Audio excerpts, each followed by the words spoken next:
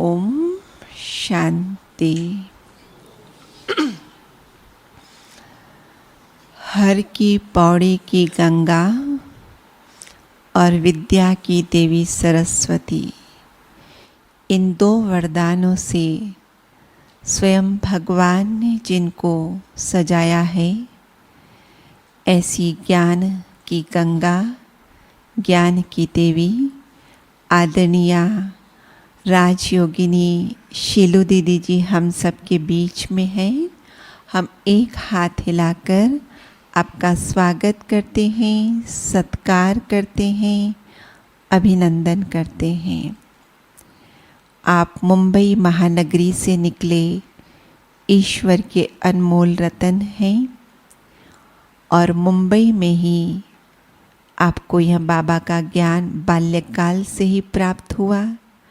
न सिर्फ ज्ञान प्राप्त हुआ, लेकिन स्वयं बाबा की साकार बाबा की गोद में आपका अलौकिक जन्म हुआ है। और उसके बाद तो आप लौकिक अलौकिक दोनों पढ़ाई पढ़ते हुए बड़े हुए और 1969 में मुंबई यूनिवर्सिटी से अपनी बीएससी की एग्ज़ाम्स पूरी की समर के समय और सीधा बिना रिज़ल्ट का इंतज़ार किए पहुंच गए मधुबन धरनी पर, क्योंकि ब्रह्मा बाबा 1969 में अव्यक्त हुए और बाबा को दीदी से बहुत आशाएं थी और इसलिए अभी पढ़ाई पूरी नहीं हुई और बाबा पहले चले गए, इसलिए वो मन में कसक थी कि बस पढ़ाई पूरी हो और बाबा की सेवा में लग जाए।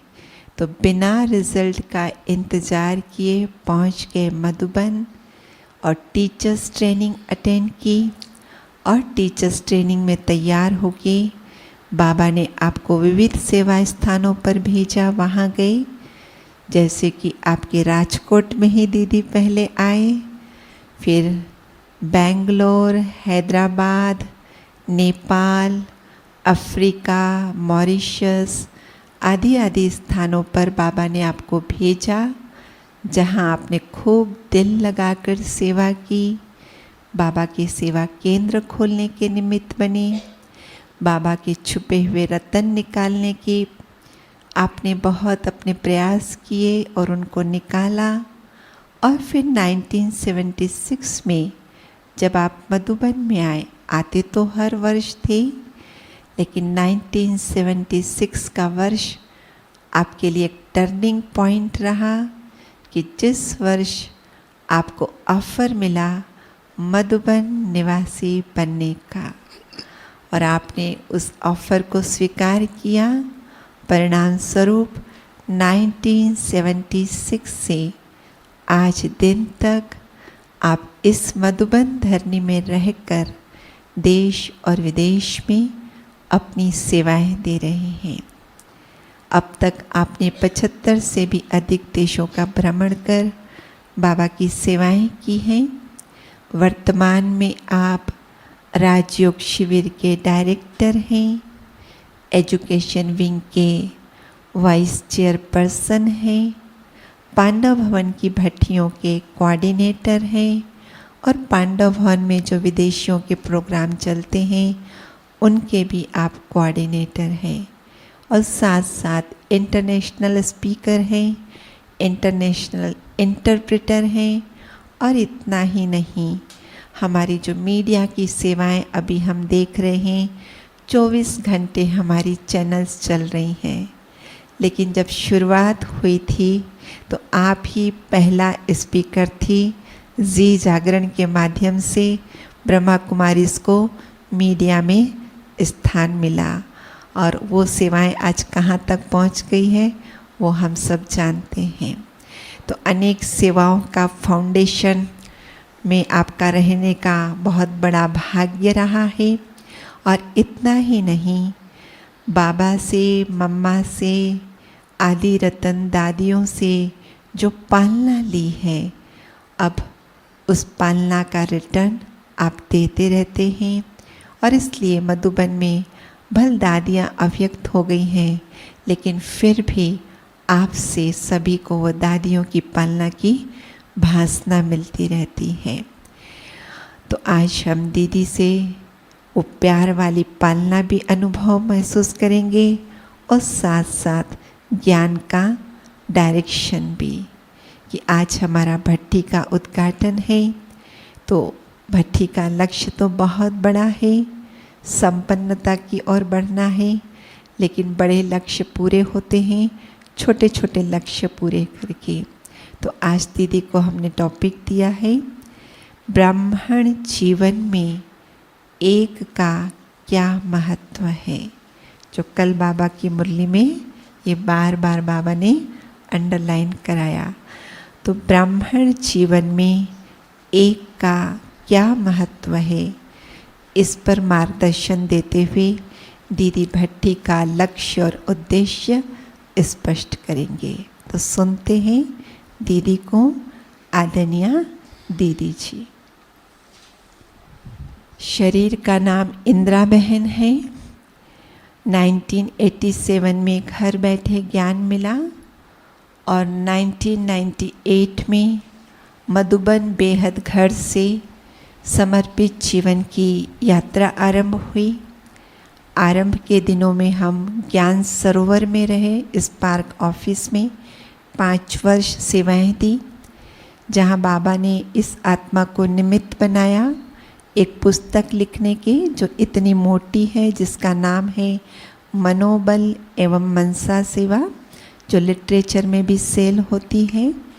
और उसके बाद चूँकि हम नागपुर सब जोन को बिलोंग करते हैं, तो नागपुर सेवा केंद्र पर रहने का अवसर मिला। और चूँकि इस पार्क से जुड़े हुए थे, तो रमेश भाई उषा दीदी से जुड़े हुए थे, उन्होंने गामदेवी सेवा केंद्र पर रहने का अवसर दिया। और चूँकि शुरुआत तो हेडक्वार्टर से हुई थी, तो पुनः हेडक्वार्टर में अवसर मिला।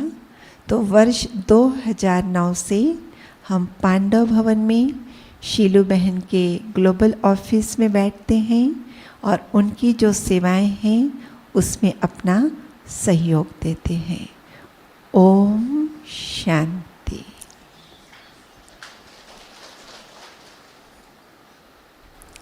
ओम शांति।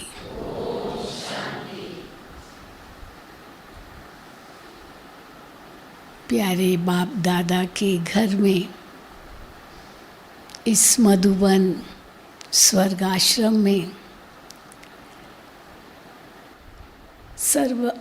सर्व मधुबन निवासी भाई बहनों की ओर से तथा हमारी ओर से भी आप सभी का बहुत बहुत बहुत स्वागत है, स्वागत है, स्वागत है।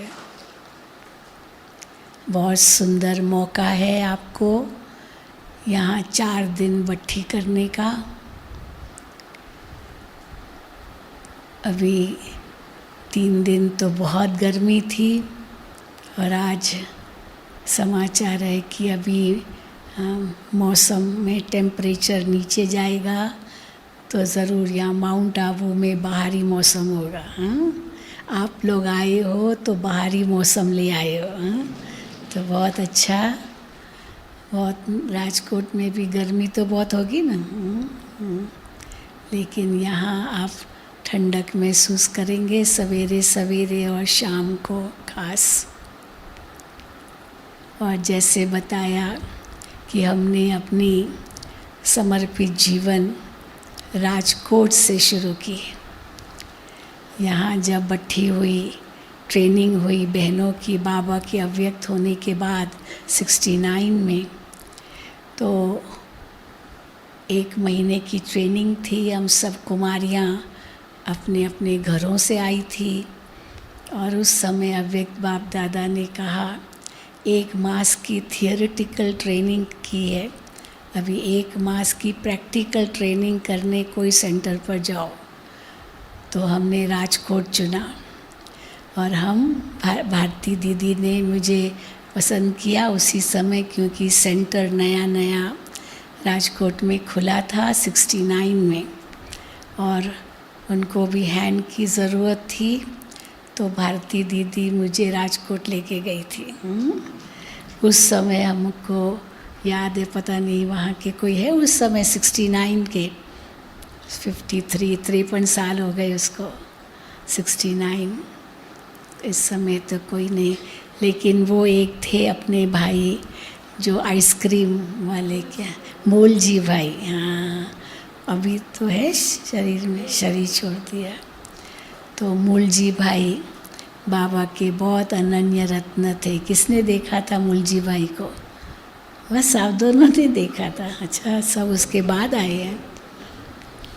तो मूल जी भाई तो राजकोट की नींव थे, और कैसे बाबा की सेवाएं राजकोट में शुरू की। तो भारती दीदी के साथ मैं 3 महीना रही थी राजकोट में, परंतु जैसे बताया हम कॉलेज की पढ़ाई पूरी करके आए थे, तो फिर से मुंबई वापस जाना पड़ा, सब सर्टिफिकेट लेने लिए, मार्कशीट लेने के लिए। और फिर तो बाबा ने मुझे और बेहद सेवा पर भेजा। तो ऐसे हमारी यात्रा शुरू हुई, लेकिन पहली पालना सेवा केंद्र पर रहकर सच्ची ट्रेनिंग हमने भारती दीदी से राजकोट में पाई। तो ये भी, तो राजकोट तो हमारे लिए बहुत प्रिय है अवश्य।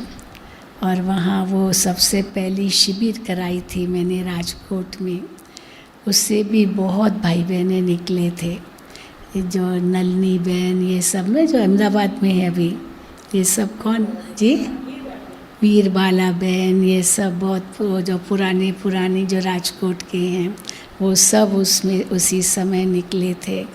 फिर तो सब बेहद की सेवा में गए, लेकिन वो 3 महीना मैं भूल नहीं सकती हूँ ज़रूर। तो जब मैं राजकोट के भाई बहनों को देखती हूँ तो बहुत खुशी होती है, ज़रूर। और भारती दीदी ने तो फिर दोबारा भी बुलाया था, मेरे पास फ़ोटोज़ भी है, कैसे वहाँ सेवा की, रोटरी क्लब में कई जगह पर सेवा हुई है। फिर से हम 2 बार गए उसके बाद भी, और हम देख रहे हैं राजकोट में कैसे इतनी सेवाएं बढ़ गई है, कितने सेवा केंद्र है, और रिट्रीट सेंटर भी बनाया। हाँ, अच्छा। अभी बीच में आपकी वो गोल्डन जुबली थी, तो मुझे कहा था कि आप आओ, लेकिन यहाँ तो कुछ कई प्रोग्राम्स थे, तो हमने कहा नहीं, फिर ज़रूर हम आएंगे। तो ज़रूर आएंगे, आप दीदी तो बुलाते रहते हैं। लेकिन आज आप भट्ठी करने आए हो, तो ज़रूर एक बहुत ऊंचा लक्ष्य लेकर के आए हो। ऐसी योग तपस्या करनी है जो हम बाबा के जो कदम है उन पर चल कर के हम बाप समान बन सकें। लेकिन बाप समान बनना है, ये तो बहुत ऊंचा लक्ष्य है, पर उसके लिए क्या करना होगा? ब्रह्मा बाबा तो अव्यक्त हुए, पर कैसे अव्यक्त हुए?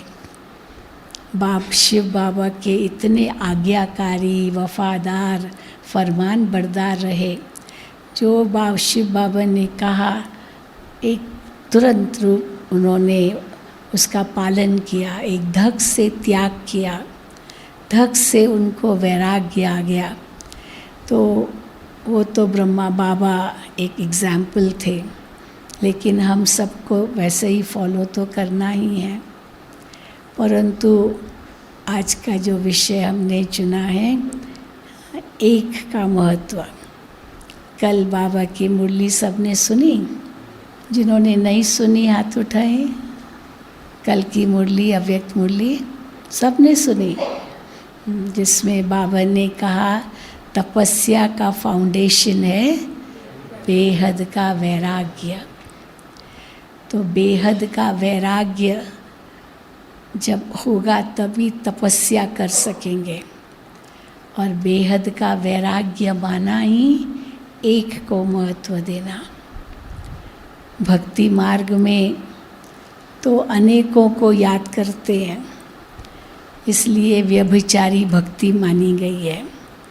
सबके आगे सिर झुकाते हैं, हाथ जोड़ते हैं, पाँव पड़ते हैं, उनको तो ऊंच मानते और खुद को नीच पापी कहते हैं। लेकिन भगवान ने हमको कितना ऊंचा उठाया है और एक ही लक्ष्य दिया है कि केवल मुझे याद करो, बस एक को पहचानो। आज भी बाबा ने कहा बीज एक है, उस एक बीज को पकड़ो तो सारा वृक्ष आपके हाथ में आ जाएगा। हाँ, जैसे कहानी मिसाल देते ना, एक कहानी है कि एक राजा था, उसके पास बहुत सारी चीज़ें थी, बहुत सौगातें थी, तो उसने ऐलान करवाया कि ये सब मेरे पास चीज़ें हैं। हर एक जो भी उस रजवाड़े राजाई में थे, रजवाड़े में, उन सब को कहा कि आप महल में आओ और इन सब चीज़ों में से एक चीज़ लेकर जाओ। तो सब आए, भीड़ लग गई, बहुत सुंदर सुंदर चीज़ें थी, तो जो उनको पसंद आई वो लेकर गए। लेकिन एक बच्ची आई, छोटी सी बच्ची, वो भी लेने लिए आई। तो राजा ने उसको देखा, अब ये क्या लेती है। वो देखती रही, चीज़ें तो बहुत सुंदर थी, लेकिन कहीं पर भी उसकी नज़र नहीं गई, कहीं भी आँख नहीं डूबी, किसी भी चीज़ को हाथ नहीं लगाया। तो राजा ने उसको बुलाया अपने पास और कहा कि आपने इतनी देर से आप देख रही हो, आपने कोई एक चीज़ तो लो, आप इतनी सुंदर चीज़ें। तो उस बच्ची ने क्या किया, राजा को ही पकड़ लिया राजा को ही पकड़ लिया। तो राजा जैसे उनको ये मेरा है, अब राजा को पकड़ा माना सब कुछ उसका। तो इसीलिए बाबा भी क्या कहते हैं, बीज को पकड़ो। तो बीज को पकड़ा तो सारा झाड़ तुम्हारा। बीज को पानी दो तो सब पत्तों को पानी पहुंच जाएगा। कई कहते हैं ना, सारी दुनिया को प्यार दो, लव एवरीवन, सबको प्यार दो, यही भगवान से प्रीत है। भगवान से प्रीत तब होगी जब सबको प्यार दो। और हम क्या कहते हैं, एक भगवान से प्रीत रखो तो सबसे प्रीत हो जाएगी। एक से अलग से प्रीत रखने की ज़रूरत नहीं है। एक भगवान से प्रीत रखो तो एक भगवान से प्रीत होगी, माना सब उनके बच्चे हैं, तो अवश्य सब बच्चों से भी प्रीत है, क्योंकि सब भगवान के बच्चे हैं। तो इसीलिए ज्ञान मार्ग में एक का महत्व बहुत ज़बरदस्त है। और बाबा यही सिखाते हैं कि एक लिखना कितना सहज है। कभी बाबा कहते बिंदी, अब एक पेंसिल लो और कागज़ पर खाली एक बिंदु लगाओ, 1 सेकंड भी नहीं लगेगा। तो जैसे बिंदु लगाना सहज है, वैसे एक लगाना भी तो सहज है ना। 2 ऐसे करो, 3 ऐसे करो, 4 ऐसे, तो थोड़ा तो समय लगेगा, लेकिन एक लगाना कितना सहज है। सब भाषाओं में एक ऐसा ही होता है, एक। और कई भाषाओं में 2, 3, 4 अलग अलग होंगे उनके लिखत, लेकिन एक जो है वो सब में एक ही है। तो इसीलिए बाबा कहते एक को पकड़ो। रचयिता एक है, रचना भी एक है। और रचना एक है माना वो रचना उस रचयिता को बहुत प्यारी है। जैसे एक ही बच्चा होता है तो कितना प्रिय होता है माँ बाप का। तो भगवान की हम सब रचना हैं, भगवान को बहुत प्रिय है, क्योंकि हमको परमात्मा प्रिय है। तो बाबा हमें यही सिखाते, एक के महत्व को जानो, एक से ही सुनो। अभी गीत भी सुना ना, एक को ही देखो, एक से ही सुनो, एक से ही प्रीत रखो, एक से ही खाओ, एक से ही पियो, एक से ही खेलो, एक, बस एक। तो एक ही बुद्धि में हो तो क्या होगा, एक की लगन अगर होगी तो उसको कहते हैं बाबा एक व्रता। जैसे पतिव्रता स्त्री होती है, बस उसका वो केवल उसकी दृष्टि पति पर ही जाती है, भले कहीं भी होगी वो अपने पति को ही देखेगी। पति थोड़ा दूर भी बैठा होगा तो उसकी नज़र वहीं जाएगी, हैं, पता है अपने पति को देख रही है। और पति की नज़र किस पर जाएगी अपनी पत्नी पर। यहाँ भी कई बार देखते हैं माताएं बैठती ना आगे, उनका पति बैठा, पहले देखेगी आया कि नहीं आया है और कई बार वो भी देखेगा कि आई है कि नहीं आई है। हाँ, और तरफ बुद्धि नहीं जाएगी, लेकिन उस तरफ तो जाएगी बुद्धि। तो इसको कहते एक व्रता। तो हमारा सब संबंध अभी किसके साथ है? एक बाबा के साथ है। इसलिए एक साथ सर्व संबंध जोड़ना है। बाकी सबके साथ निभाना ज़रूर है, तोड़ना नहीं है। निभाना ज़रूर है, तोड़ना भी नहीं है, लेकिन न्यारा प्यारा भी रहना है, क्योंकि सब संबंध हमारा एक बाबा के साथ है। तो हर संबंध हमारा शिव बाबा के साथ है, बिंदु के साथ है। अब लौकिक पति होगा तो एक ही संबंध होगा ना, पति बस। वो भाई तो नहीं कहलाएगा, बेटा तो नहीं कहलाएगा, बाप तो नहीं कहलाएगा।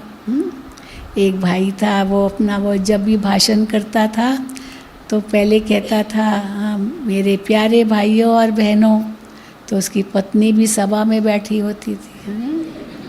तो पत्नी बड़ी गुस्से होती थी, मैं तुम्हारी बहन थोड़ी हूँ तो उसने अपना भाषण का वो शुरुआत चेंज किया, एक के सिवाय बाकी सब भाई बहन हैं एक के सिवाय।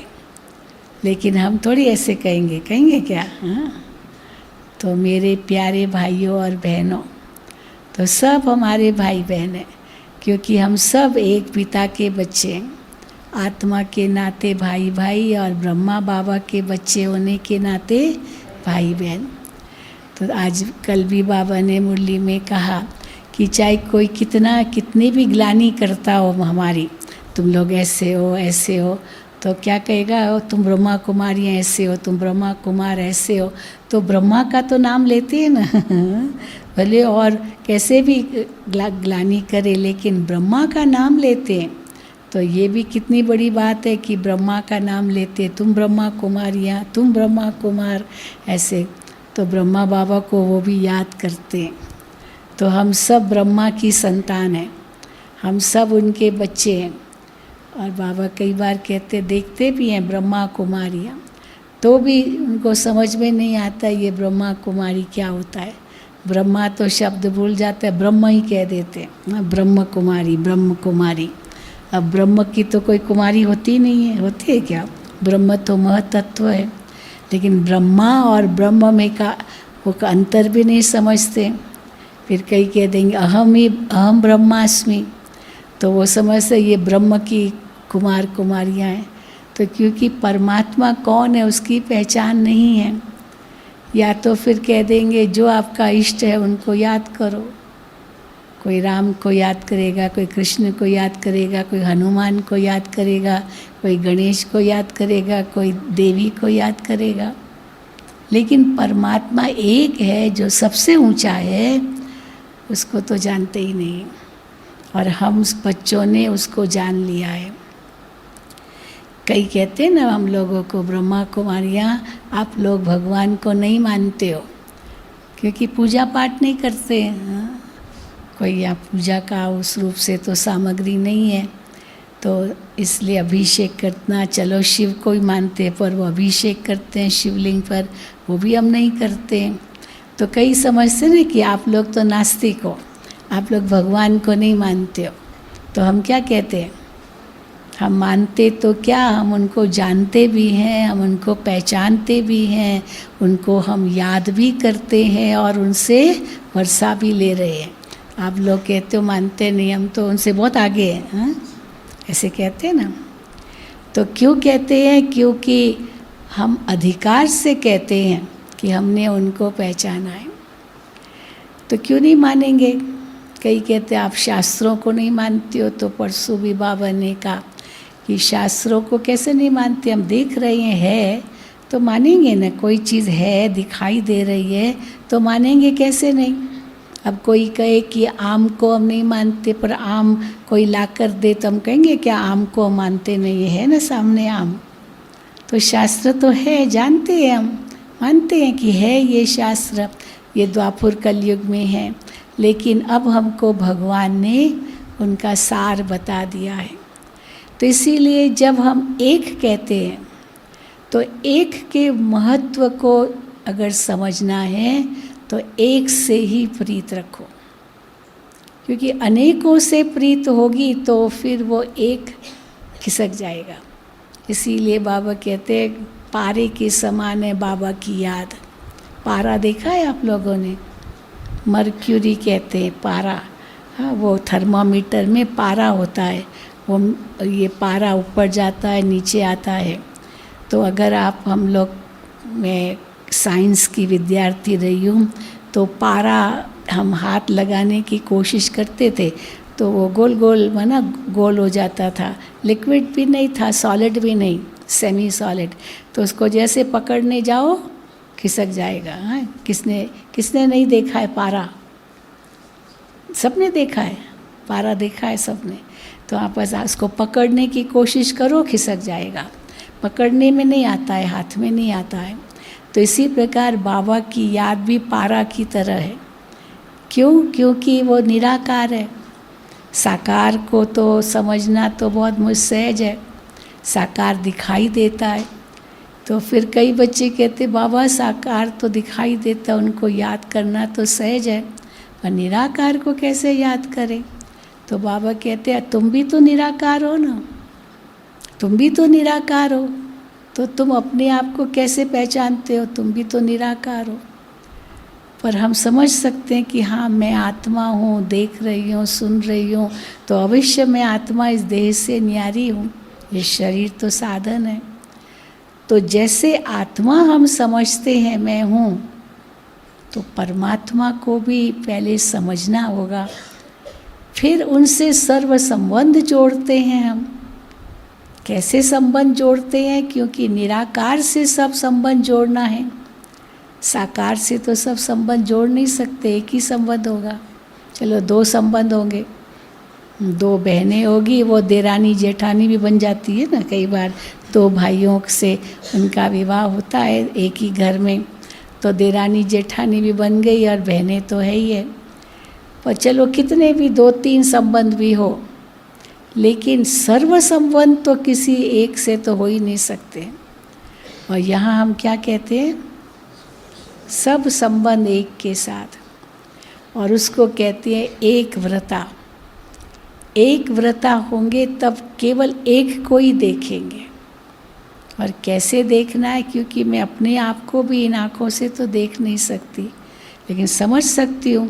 तो इसी प्रकार एक को ही देखना माना उस एक को ही समझना, उस एक से ही सर्व मेरे संबंध है, उस बिंदु में सिंधु की शक्ति है। तो जब हम शिव बाबा कहते हैं तो इतना प्यार से शिव बाबा कहते हैं, ताकि ऐसे महसूस हो कि और तो कोई मेरे लिए संसार में है ही नहीं। इसलिए बाबा बार बार हम बच्चों को क्या सिखाते हैं? आप मोए मर गई दुनिया। मनुष्य मर जाता है तो दुनिया मर जाती है उसके लिए। मर ही गया तो दुनिया पहले ख़त्म हो गई ना उसके लिए। तो आप मोए मर गई दुनिया, अर्थात पहले हमें जीते जी मरना होगा। इसलिए देह सह देह के सब संबंधों को भूलो। पर देह सह देह के सब संबंधों को भूलने के लिए पहले एक से संबंध जोड़ो, फिर अपने आप सब भूल जाएंगे, सब संबंध बुद्धि से हट जाएंगे। तो पहले जोड़ना है, पहले तोड़ना नहीं है। जैसे बाबा मिसाल देते, नया मकान बना है, फिर पुराने को तोड़ो। अब नया बना ही नहीं है, पुराने को तोड़ देंगे तो फिर कहाँ रहेंगे। इसलिए पुराने में रहकर नया बना रहे हैं, फिर नया बन गया, फिर पुराने को तोड़ेंगे। तो ये नहीं कि सर्व संबंध बुद्धि हटाओ, परंतु एक से जोड़ो पहले, फिर सब अपने आप हट जाएंगे। तो एक से सर्व संबंध जोड़ने से सब कैसे संबंध टूट जाते हैं, ये सबको अनुभव होना चाहिए। पर अगर बुद्धि कहीं जाती है तो बाबा कई बार मिसाल देते हैं, जिस संबंध में बुद्धि गई, हाँ, लौकिक में, मानो किसी न किसी जन्म में उस संबंध का आपको अभाव महसूस होगा,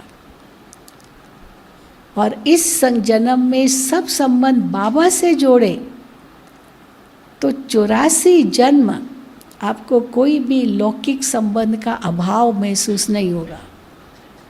समझ गई बात?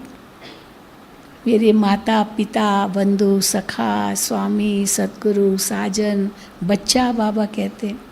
पहले बच्चा बनाओ, फिर तुम बच्चों को बाबा, तुम बच्चों पर बाबा बलिहार जाते, पहले तुम बलिहार जाओ। तो अगर समझो किसी की माँ गुज़र गई बचपन में, माँ को देखा ही नहीं, पैदा हुए और माँ चली गई, अवश्य किसी इस संगम पर बाबा को माँ रूप में नहीं देखा होगा, हम तो ये मानेंगे। कुछ तो होगा कमी, कुछ कमी होगी, तो कुछ कमी है, पर सब संबंध बाबा के साथ है। मेरे माँ भी वही है, पिता भी वही है। भले ब्रह्मा द्वारा वो ब्रह्मा माँ बनती है, लेकिन पारलौकिक रूप से तो एक ही है सब कुछ हमारा। ब्रह्मा बाबा भी कहते हैं, मैं भी उनको याद करता हूँ। तो इसीलिए अगर एक से सर्व संबंध है, हर वक्त कुछ भी हो, पहले बाबा, पहले शिव बाबा, पहले शिव बाबा। बच्चा बना तो भी पहले शिव बाबा बच्चा। एक हमारे पास परिवार आए थे युगल, 2 बच्चे थे उनके, तो माता ने कहा मेरे 3 बच्चे, तो मैंने कहा तीसरा कहाँ है? तो कहा वो तो शिव बाबा है। तो फिर मैंने उनसे पूछा, अच्छा शिव बाबा को आपने बच्चा बनाया, बड़ा बच्चा बनाया या छोटा बच्चा बनाया? 2 बेटे ही थे, बेटी नहीं थी। तो आप शिव बाबा आपका बड़ा बेटा है या छोटा बेटा है? तो बड़ा सुंदर जवाब दिया। उसने कहा जब हमको कुछ राय सलाह लेनी होती है तो मैं बाबा को बड़ा बेटा बनाती हूँ, और जब बाबा से कुछ काम लेना है तो मैं छोटा बेटा बना देती हूँ। हाँ, जैसे छोटे बच्चे को कहेंगे बेटा वो ले आओ, हाँ मेरा चप्पल ले आओ, मेरा जूता ले आओ, मेरा फलाना ले आओ, और बड़े बेटे को तो नहीं कहेंगे ना, बड़ा बेटा तो बाप समान है, तो उनसे राय सलाह लेते हैं। तो मेरा बड़ा बेटा भी है तो छोटा बेटा भी है, तो ऐसा ही हंसी मजाक में। तो उनके बच्चों से मैंने पूछा, तो शिव बाबा आपका भाई है, आपने उसको बड़ा बनाया या छोटा बनाया? तो कहते जो मम्मी ने बनाया वो हमने भी बनाया। मतलब प्यार से कहा, सारा परिवार ज्ञान में। तो मैंने कहा ये भी अच्छा है, छोटा बच्चा या बड़ा बेटा। कई तो बाबा को छोटा कहते ना, 2 लौकिक और 1 पारलौकिक, तो माना बाबा आपका छोटा बच्चा हुआ, पर बाबा आपका बड़ा बेटा होगा तो वो बाकी जो लौकिक बच्चे हैं वो उनकी कार्बन कॉपी बनेंगे, फोटोस्टेट कॉपी। अगर ओरिजिनल्स बहुत अच्छी कॉपी है तो फोटोस्टेट कॉपी कैसी बनेगी? वो भी अच्छी बनेगी ना। अगर ओरिजिनल ही डल है तो क्या होगा? फिर फोटो कॉपी भी ऐसे ही हो जाएगी। तो ओरिजिनल बहुत अच्छी, तो ओरिजिनल माना पहला बच्चा बाबा। इसलिए कई मैंने देखा बाबा के बच्चे, बाबा को कैसे बच्चा बनाया है, तो हर चीज़ पहले बाबा का शेयर। कोई फल आया पहले बाबा के पास, पहले मधुबन, पहले सेंटर, हाँ पहले, और अच्छे से अच्छी चीज़ पहले सेंटर। तो माना बाबा को बड़ा बेटा बनाया, तो बड़ा बेटा तो वो तो बहुत काम का होगा। छोटे बच्चे को तो हमको सेवा करनी पड़ेगी उनकी, और बड़ा बेटा तो सेवा करेगा ना, दोनों ही करेंगे। लेकिन हर संबंध बाबा के साथ ये है एक व्रता बनना। तो हर एक अपने अंदर ये चेकिंग करे, सब संबंध मेरे बाबा के साथ है, बाकी औरों के साथ निभाना है, क्योंकि कर्मों का हिसाब किताब है। और बाबा ये भी कहते आखिर ये सब यहीं चुकतू करने हैं, नया कोई हिसाब किताब बनाना नहीं है। क्योंकि अगर नए हिसाब किताब कोई बनाएंगे तो फिर चुकतू कब करेंगे। पर एक से सर्व संबंध है, तो ये संबंध जो बाकी हिसाब किताब है वो धीरे धीरे अपने आप खत्म होते जाएंगे। हमने तो ये अनुभव किया है। कई ग्लानि करते हैं, कोई क्या करते हैं, लेकिन जब हमारी स्थिति को देखते हैं कि इनकी इतनी ऊंच स्थिति है, तो आखिर वो भी नमन करते हैं और कहेंगे आप लोग तो महान हो। परंतु उनको वो महानता तब दिखाई दे जब हमारी स्थिति इतनी ऊंची देखे। अगर स्थिति हमारी ऊंची नहीं देखते तो फिर उस महानता से कहाँ देखेंगे। इसलिए बाबा कहते अगर सब संबंध बाबा के साथ है तो जो बाबा के गुण हैं वो मेरे गुण भी अनुभव होने चाहिए। जैसे ब्रह्मा बाबा ने सब शिव बाबा के गुणों को अपनाया। हम चलो आपने साकार बाबा को नहीं देखा, लेकिन अव्यक्त बाप दादा को तो देखा ना। अव्यक्त बाप दादा को जब हम देखते थे, कैसे सारे जो भी शिव बाबा की महिमा है वो सब अव्यक्त बाप दादा से दिखाई देते थे। प्रेम तो भंडार प्रेम का, शांति तो भंडार शांति की, खुशी तो भंडार, सब कुछ बेहद। और ब्रह्मा बाबा भी ऐसे ही थे। तो बाबा कहते बस कॉपी करो, कॉपी करना सहज है। बाबा कैसे थे, अव्यक्त बाप दादा की छवि लाओ। कुछ भी मानो हो गया, कुछ भी हो गया, आवाज़ हो रहा है, कोई ऐसे कुछ हुआ, लेकिन बाबा कैसे न्यारे प्यारे। मैं कई किस्से सुनाती हूँ।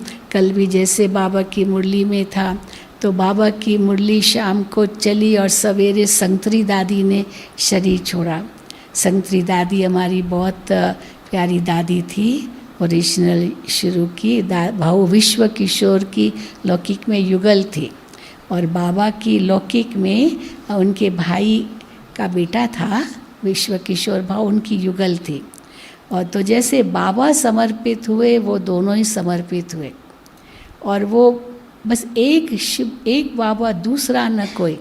पता भी नहीं चलता था कि विश्व किशोर भाऊ और संतरी दादी ये युगल है, किसी को नहीं पता चलता था। यज्ञ में तो बिल्कुल ये भनक भी नहीं आती थी लौकिक संबंधों की, कभी भी नहीं, बिल्कुल नहीं आती थी। तो सवेरे बाबा वो संतरी दादी ने शरीर छोड़ा, जो कल मुरली चली है ना, उस दिन 90 की मुरली। अब बाबा के आगे दादियाँ थी, तो बाबा को बताया कि बाबा ऐसे शरीर छोड़ा, सवेरे 4 बजे के अंदर शरीर छोड़ा। 3 बजे उठी थी, इंद्रप्रस्थ में रहती थी। निर्मल शांता दादी का जो कमरा वही इंद्रप्रस्थ में, एक तरफ दादी जानकी, दादी चंद्रमणि थी उस समय, कुछ ऐसे इंद्रप्रस्थ में। रात को हम लोग बैठे थे 10 बजे तक, बहुत अच्छी अच्छी बातें दादी से सुनी। निर्मल शांता दादी थी, चंद्रमणि दादी थी, इंद्रप्रस्थ में हम मिले।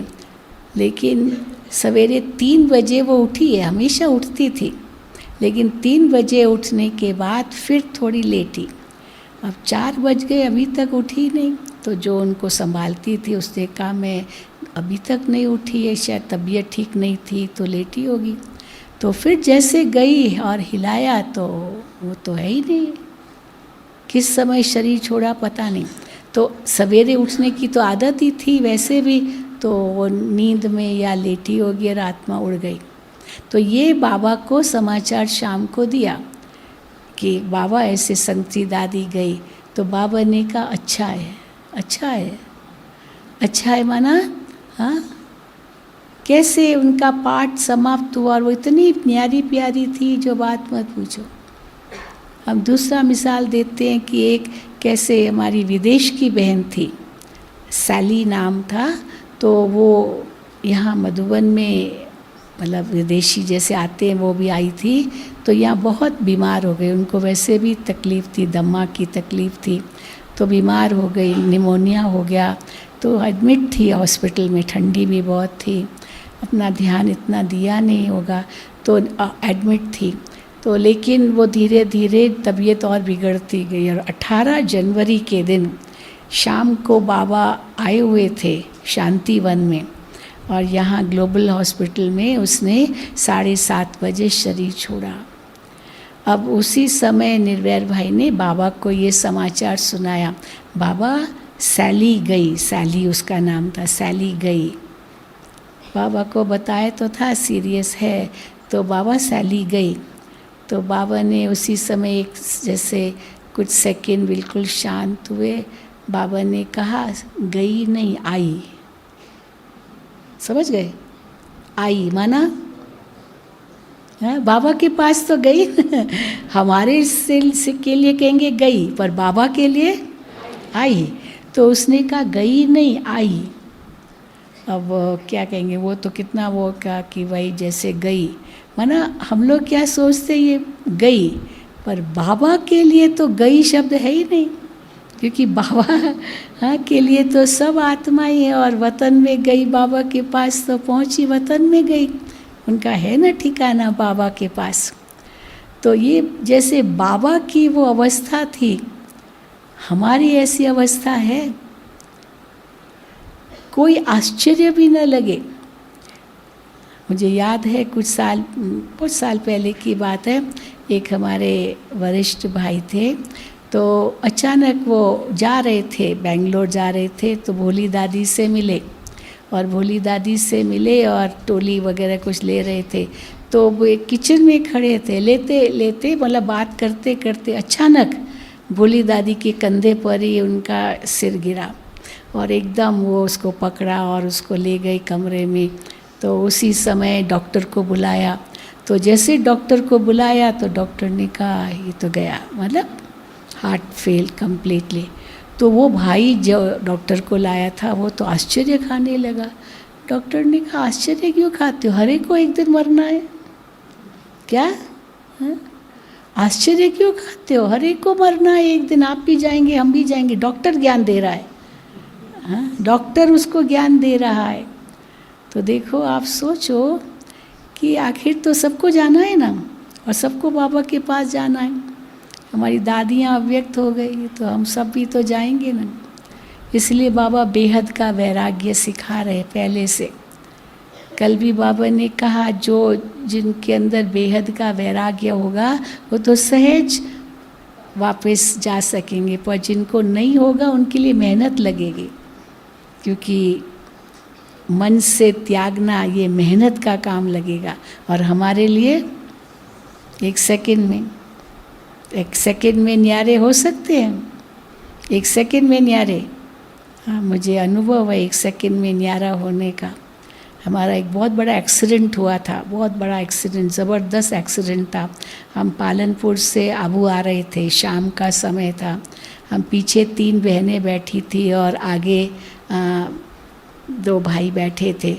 तो अचानक क्या हुआ, वो हमारा जो ड्राइवर था उसने गया, ये ट्राइबल लोग होते हैं ना, ये आदिवासी, तो वो लकड़ी काट करके जंगल से लेके आ रहे थे, यहाँ जंगल ही था सारा।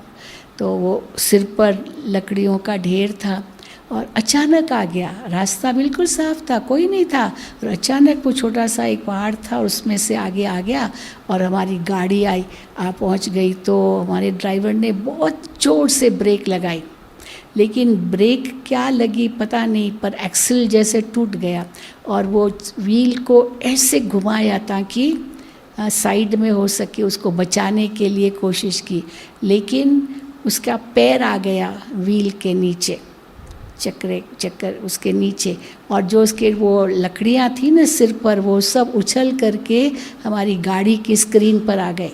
ऊपर जो आगे का स्क्रीन है ना, तो विंडो स्क्रीन उस पर आ गया और वो विंडो, वो शीशा सारा चूर हो गया और ये गाड़ी एकदम मुड़ी और इतना आवाज़ हुआ।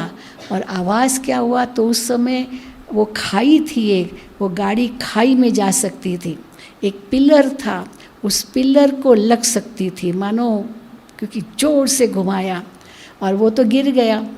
तो क्या हुआ, तो उस समय हम तो पीछे बैठे थे, साइड में बैठे थे।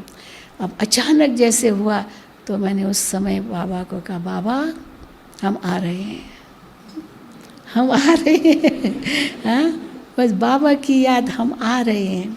और एकदम मुझे तो ऐसे अनुभव हुआ जैसे मैं इतनी एकदम अशरीरी हो गई।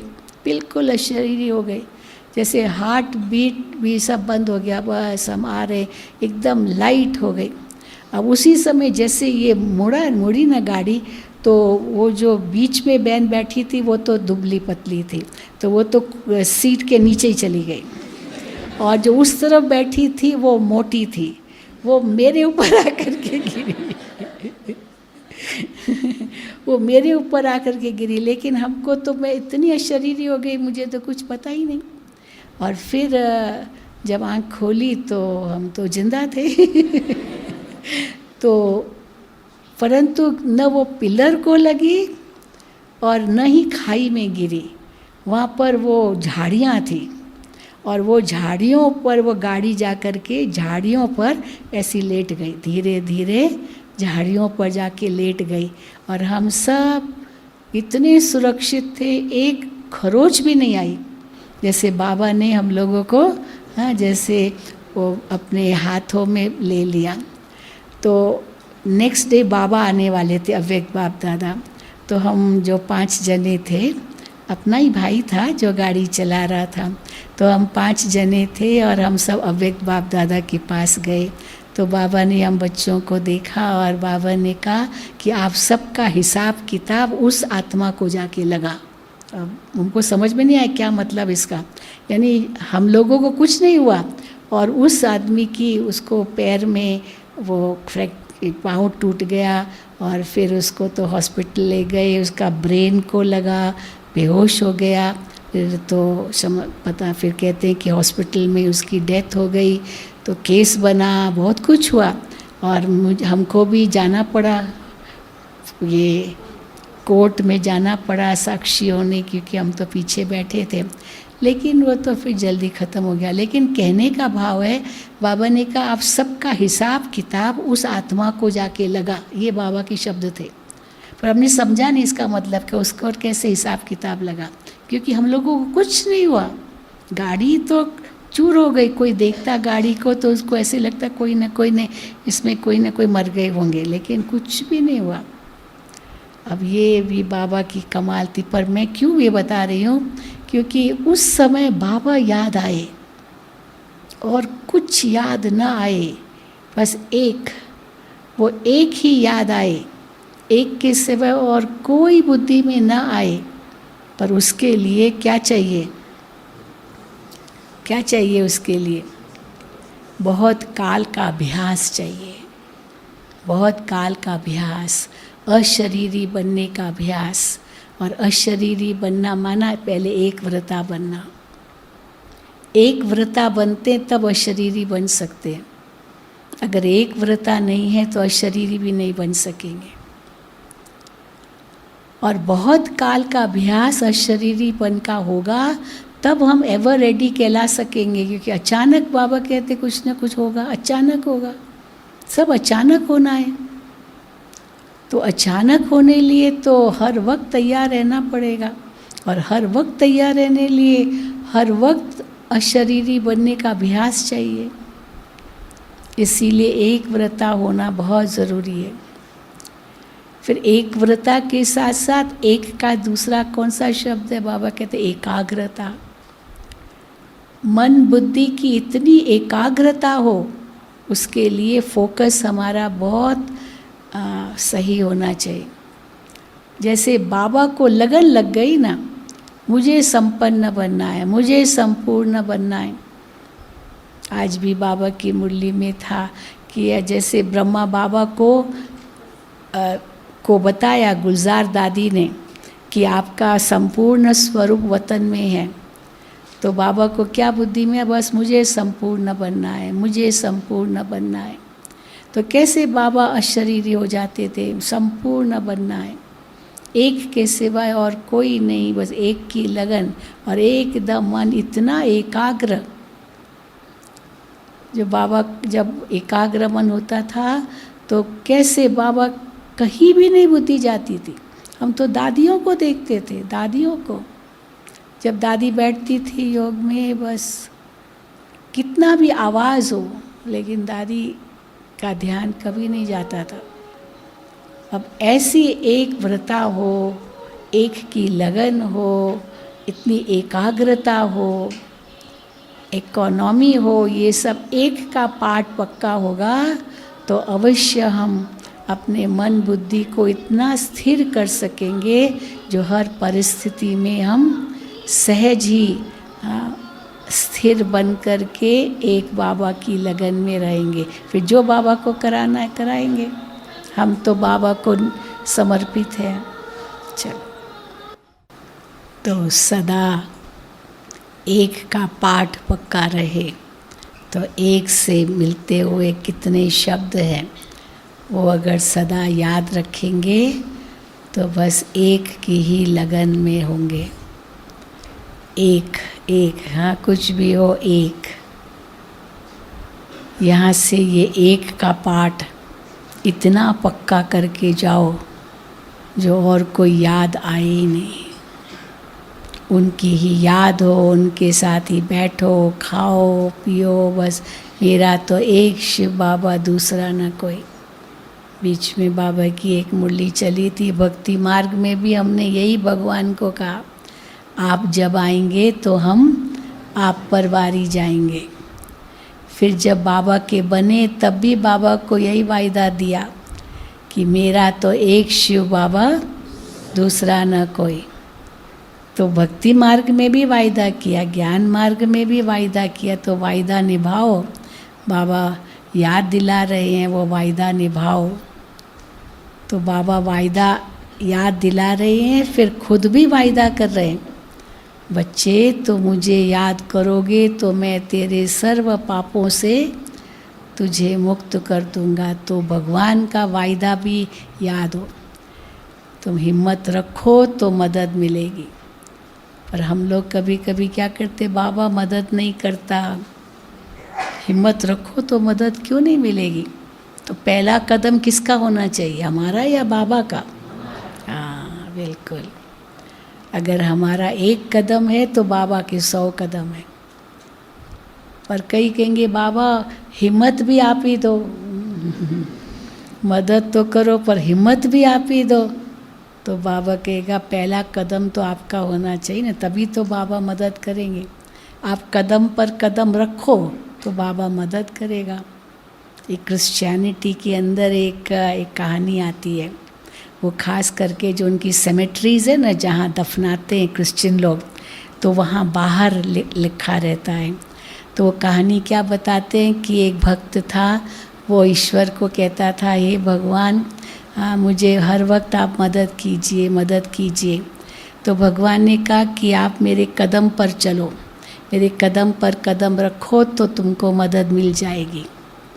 तो फिर वो सपन में देखता है कि मैं कदम पर कदम रख रहा हूँ और भगवान की हमको बहुत मदद मिलती है। तो फिर उसने देखा कि एक समय ऐसा आया जो 4 कदम थे उसकी बजाय केवल 2 ही कदम थे। तो वो केवल मेरे कदम थे, भगवान के तो कदम थे ही नहीं, ऐसे उसने सोचा। तो भगवान को कहा कि जब ऐसी आफत का समय आया तो उस समय तो आप मेरे साथ है ही नहीं, केवल 2 ही कदम थे, 4 तो थे ही नहीं। तो भगवान ने उनको कहा बच्चे उस समय मैंने तुमको उठा लिया था, उठा लिया था। तो वो कदम तुम्हारे नहीं थे, वो किसके थे? वो मेरे थे। तो उठा लिया था, जब उठा लिया, किसको उठा लेंगे तो कदम थोड़ी पड़ेंगे। हाँ, तो ये नहीं सोचो बाबा की मदद नहीं है, पर तुम हिम्मत का कदम रखो तो बाबा की मदद है। और जब वो मदद मिलेगी और फिर ऐसी आप कुछ ऐसा आया भी कठिन समय, तो बाबा आपको ऐसे उड़ा देगा, ऐसे उठा लेगा, पंख देकर आपको पता भी नहीं चलेगा वो विघ्न कैसे चला गया। पर हिम्मत पहले अपनी रखो, वो नहीं छोड़ो, ठीक है ना। तो बस एक को याद किया, एक से संबंध है, तो देखो हमको कोई डर की बात ही नहीं है। बाबा का हाथ पक्का है, बाबा तो कभी छोड़ेगा नहीं, पर हम न छोड़ें, हैं? वो तो नहीं छोड़ेगा। चलो, ओम शांति, ओम शांति, ओम शांति।